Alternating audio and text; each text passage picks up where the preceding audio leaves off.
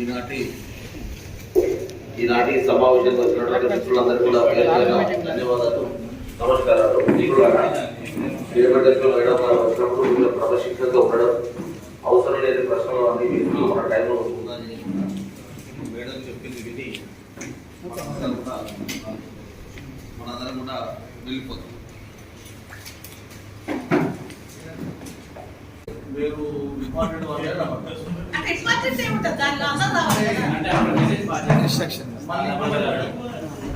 టైంలో మండలంలో కూడా మీరు మీటింగ్స్ ధర్మారంలో ఏమిటో వస్తున్నారు, మీరు మీటింగ్ పెట్టారంటే వాళ్ళకి చెప్పారు. మెడికల్ ఆఫీసర్స్ అందరూ వాళ్ళు చెప్పారు.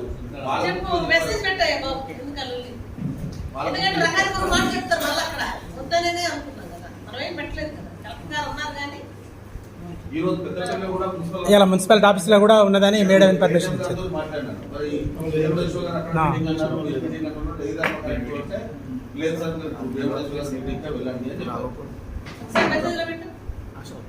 రాత్రి కూడా రామపురంలో అడిగితే నేను చెప్పాను కదా, లేదబ్బా మండలాస్ లో పెట్టద్దు అని చెప్పాను. మాట్లాడుకోవాల్సి వస్తుందంటే సీజనల్ బిజినెస్ స్టార్ట్ అవుతుంది. దేనికి ఒక్కొక్కరు బిజినెస్ కి ఒక్కొక్క సీజన్ ఉంటుంది. మనకి ఏ సీజను మరి మీకు ఆనందపడే సీజను ఏదో, మాకైతే పరుగులు పెట్టే సీజన్ మాకు. కాబట్టి మీ సహకారం కోసం మేము మిమ్మల్ని పిలవడం జరిగింది. మీకు అందరికీ తెలుసు ఏంటి అంటే మనకి మన జిల్లాలో లాస్ట్ 3-4 years కూడా గమనిస్తే మలేరియా జ్వరాలు ఏం రాలేదు, కానీ డెంగీ జ్వరాలు మాత్రం రికార్డ్ అయింది. ఓకే, కానీ మీ ఏమంటారు అది కేసెస్ అయితే రికార్డ్ అయినాయి, కానీ ఎవరు కూడా ఆ జబ్బుతో మాత్రం చనిపోలేదు, అదృష్టవశాత్తు. సో దాంట్లో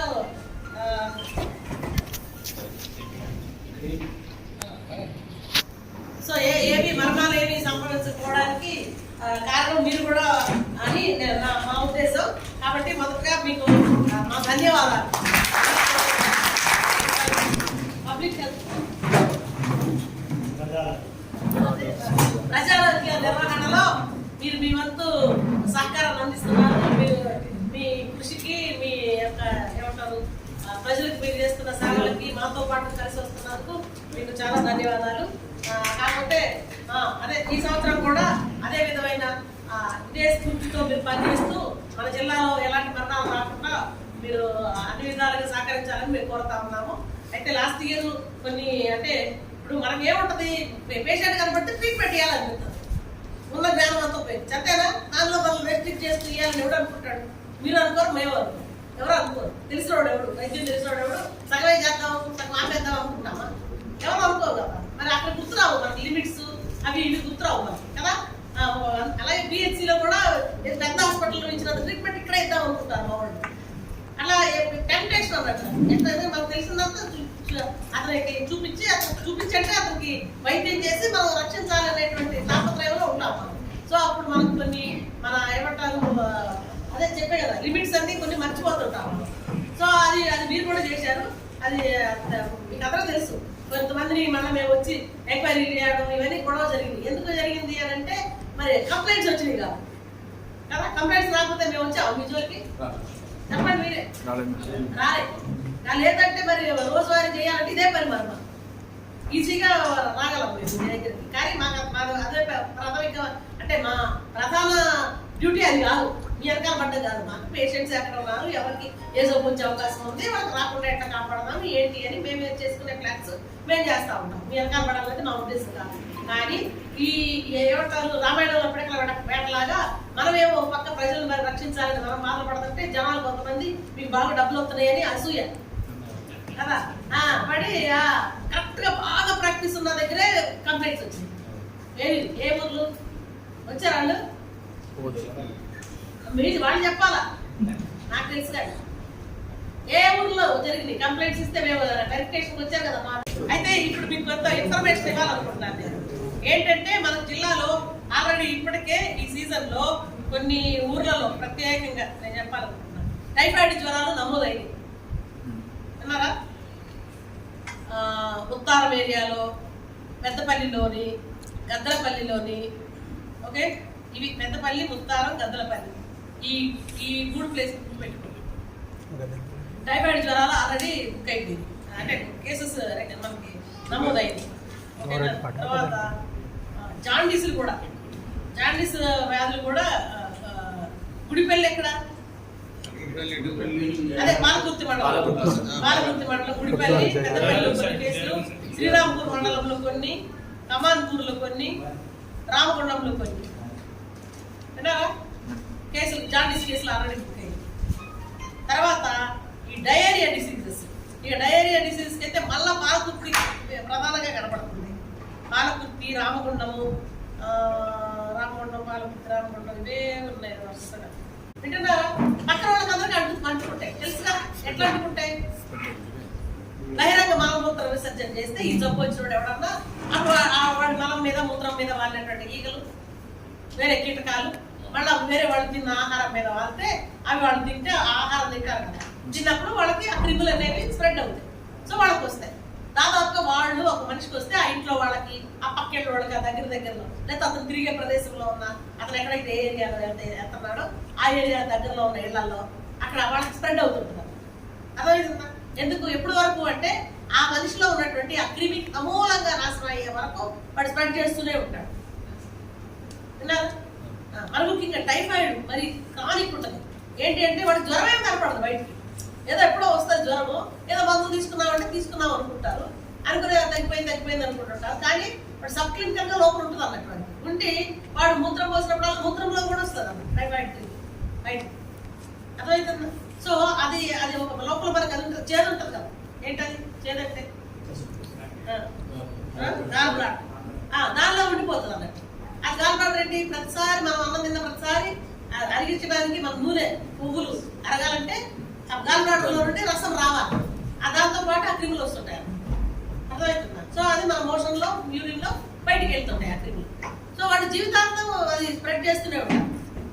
అర్థమవుతుందా? టైఫాయిడ్ క్రిమి అనేది ఈ విధంగా స్ప్రెడ్ అవుతుంది అని తెలుసుకున్నదే ఒక అమ్మాయి, ఒక మనిషి, లేడీ ఎక్కడో ఇంగ్లాండ్ లో మేరీ అనే ఒక అమ్మాయి, టైఫాయిడ్ మేరీ అంటారు. ఆమె ఇళ్లలో పనిచేసేది, వంట పనిచేసేది. ఓకేనా? సో ఆమె ఎక్కడ పనిచేసినా కూడా ఆ ఇంట్లో వాళ్ళకి టైఫాయిడ్ వస్తుంది. అంటే ఒకసారి కనుక్కున్నారు అన్నట్టు, ఒక టైఫాయిడ్ వచ్చింది ఒక దగ్గర, ఇంకొక దగ్గర ఏదో వచ్చింది, అట్లాగే దగ్గర ప్రదేశాలలో వస్తుంది. ఎవరు వీళ్ళని చెప్పేసి అన్ని లెక్కలు మొత్తం పేర్లు రాసి చూసి కామన్ విషయం ఏముంది వీళ్ళందరికీ, వేరే వాళ్ళ దగ్గర లేదు, కామన్ విషయం ఏముంది అనేది వెతికితే అప్పుడు అన్ని అడిగితే అప్పుడు ఏం చేశారంటే వీళ్ళింట్లో వాళ్ళింట్లో అందరిలో ఈ మేరీ పని చేసింది, వంట చేసిందంట. అంటే ఇక్కడ కొన్ని రోజులు చేసినాక ఏదో కారణాల వల్ల మనం మానేసింది. ఏదో ఉంటాయి కదా, పని వాళ్ళు మారుతుంటారు కదా ఆ కాలంలోనే.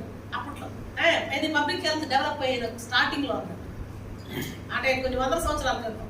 అది అట్లా ఆ ఇంటికి మారింది, మళ్ళీ ఆ ఇంట్లో కూడా వాళ్ళకు కూడా స్ప్రెడ్ చేసింది, మళ్ళీ ఇంకెక్కడో మారింది. ఆమెకు తెలియదు పాపం, ఎప్పుడో కొంతకాలం క్రితం వాడికి జ్వరం వచ్చింది, ట్రీట్మెంట్ తీసుకున్నది, మొత్తం తగ్గిపోయింది అనుకుంటుంది. ఆమె కానీ సబ్ క్లినికల్ గా ఉంది, అంటే కంప్లీట్ కోర్స్ ఆఫ్ ట్రీట్మెంట్ తీసుకోలేదు.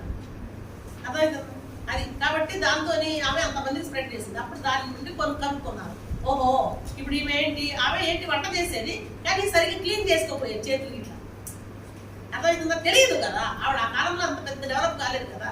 కాబట్టి అది హ్యాండ్ వాషింగ్ కరెక్ట్ లేక అది అట్లాగా స్ప్రెడ్ అయ్యేది. ఆవిడ వల్ల ఆహార పదార్థాలు ముట్టుకొని వండడం అని చేయడం చేసే టైంలో వాళ్ళు ఎక్కువ సలాడ్స్ అయ్యి తింటుంటారు కదా, అంటే బాగా కుప్పుడు ఫుడ్ లో అయితే ఇవన్నీ చచ్చిపోతాయి. కానీ రా ఫుడ్ ఎప్పుడైతే తింటామో మనం, అర్థమవుతుంది, సాలాడ్స్ అది వండుకుంటాం, సలాడ్స్ చేస్తారు కదా, ఫ్రూట్స్, కూరగాయలు, ఆకుకూరలు ఇట్లాంటివన్నీ వేసుకుని పచ్చి తింటారు. కాబట్టి అప్పుడు స్ప్రెడ్ అవుతుంది అన్నమాట. ఆ విధంగా అప్పుడు కనుక్కున్నారు టైఫాయిడ్ కారణం ఏంటి అనేది, ఇట్లా స్ప్రెడ్ అవుతుంది అని. అర్థమవుతుంది. కాబట్టి ఇక్కడ ఏంటంటే మీకు ఎందుకు చెప్తున్నాను ఇది విచిత్రం అంతా అంటే, ఎందుకు చెప్తున్నాను అంటే ఈ విషయాన్ని, ట్రీట్మెంట్ అనేది ఎంత ఇవ్వాలి ఏంటి అనేది మీకు తెలియదు. అర్థమవుతుందా? దయచేసి ట్రీట్మెంట్ ఇచ్చామని అనుకోబాక, మీరు ఇస్తే ఇవ్వండి కానీ మా దగ్గరికి పంపించండి, హాస్పిటల్ పిహెచ్సికి పంపించండి. అర్థమవుతుందా? టైఫాయిడ్ వచ్చింది అనుకున్నా, ఎందుకంటే మనం చేసే పరీక్షలన్నింటిలో మీకు మామూలుగా ఉంది అని మాత్రమే తెలుస్తుంది. ఎంత ఉంది, ఎంత ఉండాలి, ఏం కథ, ఇవన్నీ తెలియదు. ఆ పరీక్ష చేయరు, ఎప్పుడే చేయట్లేదు ఎక్కడెక్కడ. కాబట్టి వాళ్ళు మా దగ్గరికి పంపించారు. పంపితే మేము కంప్లీట్ ట్రీట్మెంట్ ఇస్తాము. అర్థమవుతుందా? ఇచ్చిన తర్వాత మెయిన్ ఏంటంటే, మీరు టైఫాయిడ్కి ఏదో ఇంజక్షన్లు ఇస్తాము, ఐవీలు పెడతామని అనుకోవాలి. అది మెయిన్ ఏంటి, గ్యాస్ట్రో ఏమంటారు ఇంటెస్టైన్స్ కి. అర్థమవుతుందా? అంటే జీర్ణాశయానికి ఎక్కువ ఉంటుంది అన్నమాట క్రిములు. కాబట్టి మనం ఓరల్ వేసుకోవడమే మంచిది దాన్ని, టైఫాయిడ్. అలాగే ఈ డయేరియా డిసీజెస్ కూడా దేనికి ఏ సిస్టము, జీర్ణ వ్యవస్థ కదా దెబ్బతినేది. డయేరియా ఎందుకు అవుతుంది? జీర్ణ వ్యవస్థలో ఇన్ఫెక్షన్ అవుతుంది అన్నట్టు. అర్థమవుతుందా? కాబట్టి ఓరల్ గా వేసుకుంటేనే మందులు మంచిది. అదే ఒక ఐవి ఫ్లూయిడ్ పెడితే డబ్బులు ఎక్కువ ఇస్తారని పెట్టబాకండి దయచేసి. ఎందుకంటే పబ్లిక్ హెల్త్ రేపు ఆ గుంపులో మనం కూడా అవుతాం ఎఫెక్ట్ అయ్యే వాళ్ళం. మనం కాకపోతే మన ఇంట్లో వాళ్ళు అవుతారు, మన పిల్లలు, మన మనవాళ్ళు మన సొంత వాళ్ళు అవుతారు. టైఫాయిడ్ ఏం చావరు అనుకోబాకండి. టైఫాయిడ్ అనేది మళ్ళా తర్వాత ఇంకా ముదిరిన కొద్దీ రక్తంలో కూడా ఎక్కుతారు. అర్థమవుతుందా? అప్పుడు ఇంకా ప్రమాదం అయిపోతుంది అన్నమాట.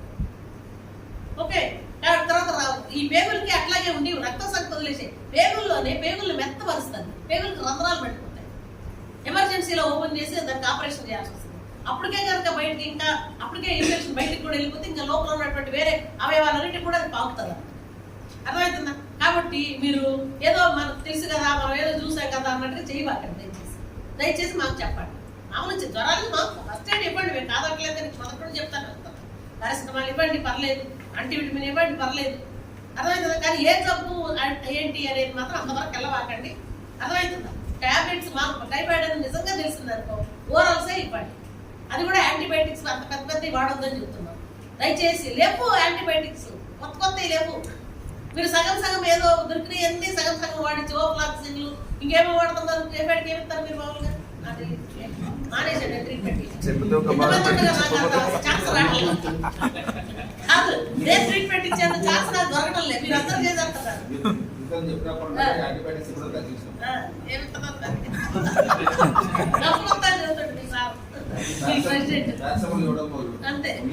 అంతే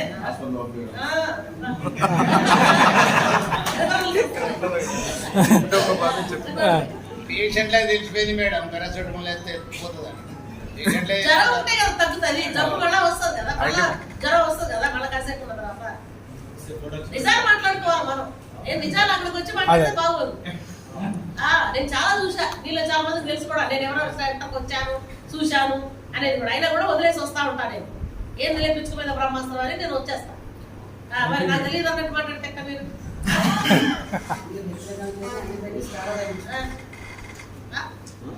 అట్లా చేయకూడదు కదా. జాగ్రత్త కాదు, విపరీతమైన కంప్లైంట్స్ వస్తున్నాయి. ఫోన్లు కాబట్టి నేను అనేది ఏదో చెప్పి వదిలేస్తాను. అయితే మీద వస్తే నేను డెఫినెట్ గా యాక్ట్ చేయాల్సి వస్తుంది. అర్థమవుతుందా? దయచేసి ఇంజక్షన్లు ఐవి ఫ్లూయిడ్స్ పెట్టమాకండి. చూస్తున్నా అన్ని క్లినిక్స్ లో వెనకాల బల్ల వేసి ఉంటుంది, బల్లో మంచో ఏదో వేసి ఉంటుంది. ఏమాకండి దయచేసి. అదే ప్రూఫ్ మీరు అక్కడ ఏదో ఇంజక్షన్లు ఇస్తున్నారు అనడానికి. కొంతమంది అయితే ఏకాఏకి మళ్ళీ డయాగ్నోస్టిక్ సెంటర్ కూడా దానిలో అటాచ్. ఎట్లయితే చెప్పండి. తర్వాత మందుల షాప్ వెనకాల అదే కథ. మందుల షాప్ కూడా మళ్ళీ ట్రీట్మెంట్ ఇస్తున్నాడు కొన్ని ప్లేసుల్లో. ఇటువైపు ఎలిగేడు వెళ్ళే దారిలో, ఎలిగేడు అచ్చులపల్లి వెళ్ళే ప్లేసుల్లో, ఆ ప్లేస్ నేను ఎత్తుకుంటూ రావాలన్నా గవర్నమెంట్ తో అంతగానో కనపడుతుంటే మీరు ఆడకెళ్ళకుండా ఇడికి పోయి మీరు పోయి మళ్ళీ మీరే కంప్లైంట్ చేస్తే నేనేం చేయాలా? ఇదే పనే నాకు. ఇప్పుడు మీరు 600 అంటున్నారు, మా ఎన్ని ఉన్నాయి మా సెంటర్లో? మీ వెనకాల పడితే బోర్డు ఎప్పుడు అన్నారు కుదురుద్దా నాకు? మరి మీరు వెళ్ళకపోతే వాళ్ళే మూసుకుంటారు దుకాణం. నన్ను పోయి ఎక్కమంటారు. అదే నా పని నేను అడుగుతుంటాను అన్నట్టు. కాబట్టి దయచేసి రెస్ట్రిక్ట్ చేసుకోండి. ఓకేనా? మినిమం టాబ్లెట్స్ మినిమం ఇవ్వండి. మల్టీవిటమిన్స్ విపరీతంగా ఇవ్వండి.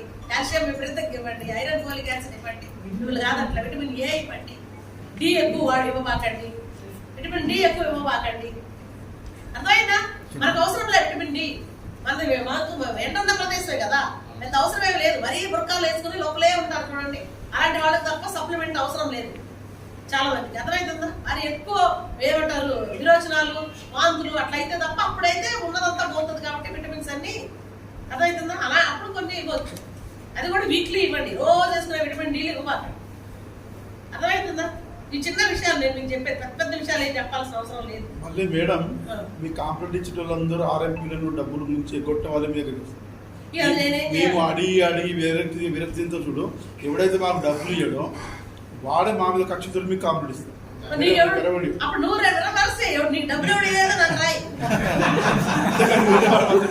ఎవరు రాదు మీ కాంప్లైంట్ మాత్రం. నీకు ఎవడో డబ్బులు లేదా నాకు రాత్రి పెట్టుకుంటాను లిస్ట్. 4 సార్లు అడిగాడు వాడే చిత్రం అవుతుంది. ఇప్పుడు వాటన్నిటికీ ప్రూఫ్లు ఉంటావు కదా. ఇప్పుడు మన గోదావరికల్లో లొల్లైంది కదా, మరి ఏం చేశారు మీరందరూ చెప్పు? మీరేనా తీసుకెళ్ళేది కేసులు దగ్గరికి? అందుకే ఏం మాట్లాడలే. అన్ని రకాల గ్రూపులంతా బయటకు వచ్చారు, మాట్లాడాడు. ప్రజలకి నష్టం జరుగుతుంది ఇలాంటి వాళ్ళ వల్ల మేము అని అందరూ వచ్చి నిలబడ్డారు. మీరెందుకు మాట్లాడలే చెప్పండి? మీరెందుకు మాట్లాడలే? మాట్లాడరు. డిఎంహెచ్ మిమ్మల్ని కాపాడుకుంటూ రావాలి. డిఎంహెచ్ చట్టబద్ధంగా చేసే పనులకి సపోర్ట్ రాదా? మీరు రారా? రావాలి. ఎక్కడ పండించినారు?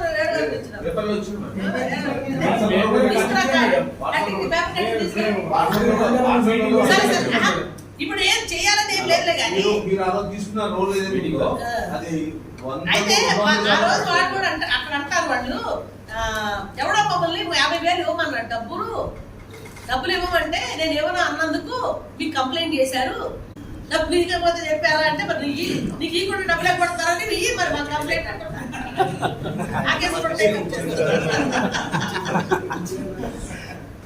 అప్పుడేమి ట్రీట్మెంట్ ఇచ్చావు నువ్వు, ఎందుకు అంత అప్పుపడ్డాడు ఆయన బయటకు వస్తాడు. 2 నెలల వరకు నాకు ఎందుకే ఎప్పుడు తీసుకోవాలి? ఒకసారి లేనివాడు మొత్తం జమ చేసేస్తారా? ఎప్పుడు ఈనాడు సరేనా? సో మేము అడిగేది ఏంటంటే ఇది అదే, దయచేసి ఇంజక్షన్లు అవి ఫ్లూయిడ్స్ పెట్టమాకండి. ప్రజలు అట్లాగే ఉంటారు కానీ మనకు తెలిసిందే అర్థమైందే ఏంటంటే వాళ్ళకి అవసరం ఉన్నప్పుడు వాడుకుంటారు, ఆ తర్వాత మళ్ళీ వాళ్ళకే వ్యసనం ఉంటుంది. మన మీద ఏదో జలస్ వచ్చినప్పుడు మళ్ళీ వాడి కంప్లైంట్ చేస్తాడు. కాబట్టి మళ్ళీ మీరు చిక్కుల్లో పడి మనసు మమ్మల్ని పడే వాకండి.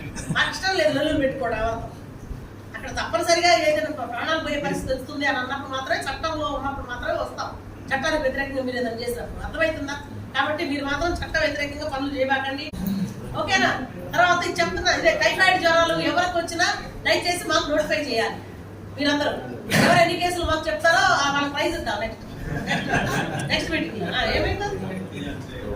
అదే కదా, మీరు ప్రాథమిక చికిత్స చేసి మాకు రిఫర్ చేయండి అబ్బా, అది కదా చెప్తున్నాం. అర్థమైంది కదా? కేసులు మాకు నోటిఫై చేయాలి. టైఫాయిడ్ కేసులు మాకు చెప్పాలి, డయేరియల్ కేసులు మాకు చెప్పాలి, అలాగే డెంగీ కేసులు, జ్వరం కేసులు, సరేనా? జ్వరం కేసులు కూడా, ఎందుకంటే ప్రాణం పోయే వరకు మీరు ట్రీట్మెంట్ ఇచ్చుకుంటే కూర్చోవద్దు. మీకు డెంగీ అనిపిస్తే, డెంగీ అని ఏం తెలుస్తుంది దానిలో? ఏదో ర్యాపిడ్ టెస్ట్ ఏదో ఎవడన్నా చేస్తాడు, చేస్తే పాజిటివ్ ఏదో పాజిటివ్ వస్తుంది, వచ్చినంత మాత్రం ఉన్నట్టు కాదు, రానంత మాత్రం కానట్టు కాదు, రెండు అది. మరి అది ఎందుకు పెట్టాడు పరీక్ష నాకు అర్థం కాదు. పాజిటివ్ అంటే పాజిటివ్ కాదంట, నెగిటివ్ అంటే నెగిటివ్ కాదంట. ఎందుకు మరి ఆ పరీక్ష పెట్టినాడు? సెన్సిటివిటీ స్పెసిఫిసిటీ లేకుండా అర్థం కాదు. అది వదిలేదు మన మీద పరీక్ష టెస్ట్ కిట్. సరే, దాని తర్వాత చాలా సెల్ బయాలజీ చేయాలి, సెల్ కౌంట్లు చేయాలి, అదంతా దాన్ని బట్టి బయటకు వస్తుంది అన్నమాట విషయం, ఓకేనా? కాబట్టి మీకు జ్వరం వస్తే ఏమో సెల్ డెంగీ అంత తెలిసినా కూడా ట్రీట్మెంట్ ఏముంది డెంగీకి?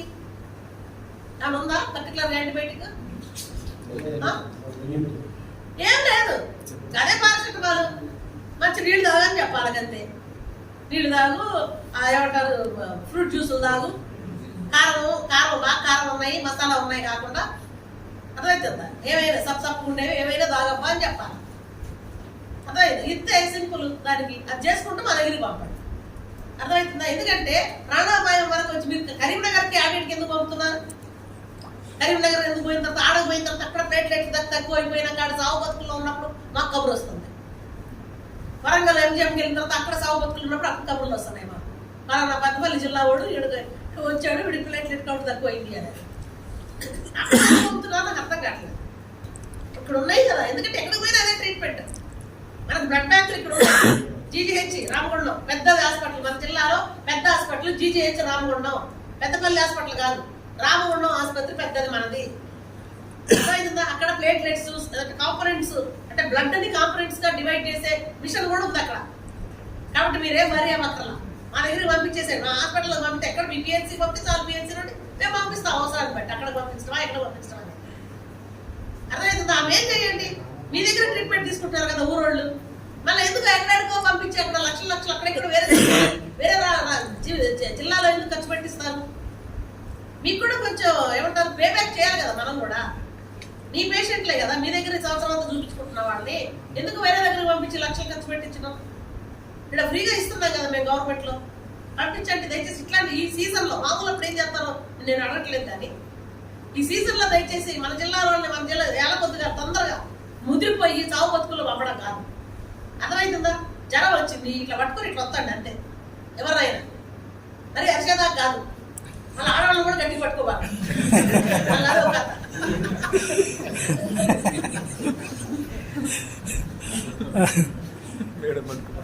మీరు ఏం సార్ చెప్పవా అంటే పట్టుకుందాం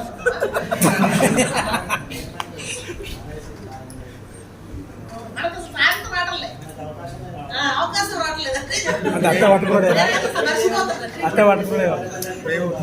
ఈ పని ఒకళ్ళే ఈ 600 మంది అంటే ఎన్ని విలేజ్లు అసలు మనకు ఉంది? మన జిల్లాలో ఎన్ని విలేజ్లు ఉన్నాయి మేడం? మన మండలంలో 30 విలేజ్ మేడం, 14 మండలాలు. ఆ మొత్తం కలుపుకుంటే 260 ఎన్నో ఉన్నాయంట విలేజ్లు అంటే. ఇట్లా పట్టుకోండి, ఇట్లా పట్టుకుని వదలండి. వదిలితే డెంగీ అనుకున్నప్పుడు మీరు ఇట్లా పెట్టుకుని వదిలితే అక్కడ మరి మీకు అదేంటి ఎర్రగా కందినట్టుగా అనిపిస్తారు. డెంగీ అనుకోండి అంతే. అని పంపి ఎవరు పోతున్నారు వెళ్ళి పిహెచ్కి వెళ్ళని అలగొట్టండి దయచేసి. అర్థమవుతుందా? మీరు అక్కడ పెట్టుకొని అదేదో చేద్దాము కరీంనగర్ తీసుకెళ్తాము అలాంటివి చేయకండి. బేమని పని అంటారు దాన్ని. ఎందుకంటే వాళ్ళు మనోళ్లే కదా, మీ ఊరోళ్లే కదా. మీ అత్తో మీ చిన్నమ్మో మా పెద్దమ్మో ఏదో వరుసలు అవుతారు చూసుకుంటే. ఒక ఊర్లో ఉన్నప్పుడు మన తాకపోతారు అందరూ అదే ఊర్లో ఉన్నప్పుడు ఎట్లా కట్ట చుట్టూ ఉంటుంది కదా, అవునా కదా? మరి ఎందుకు నష్టం చేయాలనుకుంటారు మీరు? ఏడుకో కరీంనగర్కి ఏడుకో వరంగల్కి ఎందుకు పంపిస్తాం అనుకుంటారు? దయచేసి మన దగ్గర ఉన్న పిహెచ్సికి పంపించండి. అర్థమవుతుందా? ఏమంటారు ఏంటంట పట్టుకుంటా ఆడవాళ్ళే గవర్నమెంట్ బొమ్మని చెప్తే కూడా పోతలేరు. పంపించబ్బా, మా వాళ్ళు ఇప్పుడు ఉంటారు ఇదివరట్లే కాదు. వాయిస్ మెయిల్ ఒకసారి వినిపిస్తాం. వాయిస్ మెయిల్ అవి కానీ ఇప్పుడు బొమ్మని చెప్తే కూడా సత్యంగా గవర్నమెంట్ పోమంటారు చాలా మంది. కాదు ఇప్పుడు ఎట్లా కాదు, ఇప్పుడు మంచిగా ఉన్నారు కాదని చెప్పు. ఇప్పుడు డాక్టర్లు కరెక్ట్ గా ఉంటున్నారు, ఉండేటట్టు మేము చూసుకుంటున్నాము, అదేం లేదు. మేడం వెళ్ళినా కానీ అక్కడ పట్టించుకుంటలేరు. చెప్పండి మీ వంతుగా మీరు చెప్పండి అబ్బా. అసలు అయితే ఇట్లా పట్టుకొని చూసేసి ఎలాగైతే కనుక మీరు వెంటనే హాస్పిటల్ పంపించండి, గవర్నమెంట్ హాస్పిటల్కి. మేము ట్రీట్మెంట్ ఇస్తాం, సరేనా? దయచేసి. ఎందుకంటే మీ దగ్గర లేట్ అయ్యి మీరు ఎక్కడికో మీ దగ్గర లేట్ చేసి 10 రోజులు ఉత్తగానే ట్రీట్మెంట్ సాగదీసి ముదిరిపోయేదా చేసి లాస్ట్ మినిట్ ఎక్కడికో పంపించినట్టు కనుక కేసు కలెక్టర్ గారి దృష్టికి వస్తే మాత్రం కలెక్టర్ గారు ఊరుకోనని చెప్పమన్నా. ఈ మెసేజ్ చెప్పడానికి మీరు మిమ్మల్ని పిలిచారు ఈ రోజు. అర్థమవుతుందా? ఎందుకంటే ప్రాణాపాయం వచ్చిన తర్వాత అప్పుడు బతుకుతాడా చచ్చిపోతాడా అని భయంతో టెన్షన్తో వాళ్ళు భయపడి మనమందరం భయపడి అంత పరిస్థితి తెచ్చుకోవద్దు. ముందే హాస్పిటల్ గవర్నమెంట్ పంపించేసండి ఆడపొద్దుగానే, వాళ్ళు చూసుకుంటారు. ఏమన్నా అయితే అప్పుడు వాళ్ళు బాధ్యులు అవుతారు. అర్థమవుతుందా? మీ దగ్గర పెట్టుకొని అనవసరంగా మీ మెదడు పాడు చేసుకోవాకండి, వాళ్ళ జీవితానికి నష్టం తేవాకండి. అందరు మనవాళ్ళే, అది మర్చిపోవద్దు. మనం మేమేదో ఉద్యోగానికి వచ్చాం కానీ మీరైతే ఇదే ఊరిలో ఉండేవాడు కదా, మీరు ఇక్కడ పుట్టినవాళ్ళే. మీ ఊరానికి మీరు నష్టం చేయొద్దు, అది పెట్టుకోండి మనసులో దయచేసి. అర్లీగా యాజ్ పాసిబుల్ మీరు ప్రజలకి వెంటనే రిఫర్ చేయండి, అది నేను అడిగింది.